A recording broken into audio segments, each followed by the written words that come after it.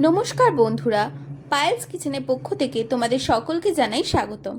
আমাদের আজকের রেসিপি গরমকালের সেরা স্বাদের রুই মাছের পাতলা ঝোল। প্রথমেই আমরা কড়াইতে সর্ষের তেল গরম করে নুন, হলুদ আর সামান্য তেল দিয়ে ম্যারিনেট করে রাখা মাছগুলো এপিট ওপিট করে ভালোভাবে ভেজে নেব। তারপর মাছগুলো একটি পাত্রে তুলে সেই মাছ ভাজার তেলেই কেটে রাখা আলু ভালোভাবে ভেজে নিতে হবে।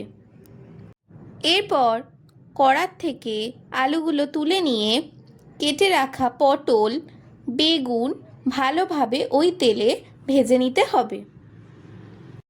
এখন সমস্ত সবজিগুলো ভালোভাবে কড়াইতে নেড়ে চেড়ে ভেজে নেওয়ার পর ওই তেলেই সামান্য পরিমাণে 5 ফোড়ন, একটা শুকনো লঙ্কা ও 2টো কাঁচা লঙ্কা ফোড়নে দিয়ে তাতে 3 চামচ আদা বাটা ও সামান্য জল দিয়ে একটি মশলা তৈরি করে নিতে হবে।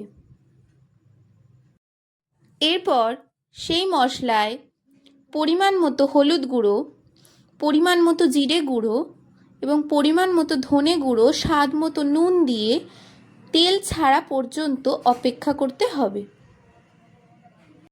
এরপর মশলা থেকে তেল ছেড়ে আসলে আগে থেকে ভেজে রাখা সমস্ত সবজিগুলো কড়াইতে দিয়ে ওই মশলার সাথে ভালোভাবে মিশিয়ে নিতে হবে।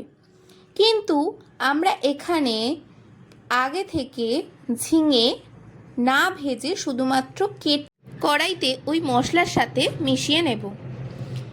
এরপর পরিমাণ মতো সবজিগুলো যাতে সিদ্ধ হয়ে যায় সেই আন্দাজে জল দিয়ে ঢাকা দিয়ে মিনিট 10-15 ঝোলটাকে ফুটতে দিতে হবে।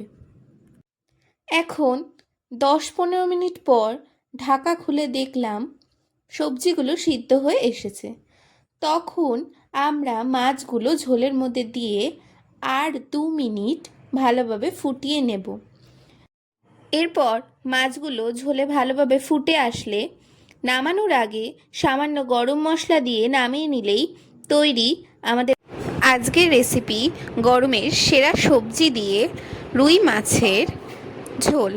আপনাদের সকলের যদি এই ভিডিওটি ভালো লেগে থাকে তাহলে অবশ্যই like, comment, share and subscribe করে আমাদের পাশে থাকবেন। আর এই রেসিপিটি এই গরমের দিনে অবশ্যই একবার ট্রাই করবেন। নমস্কার।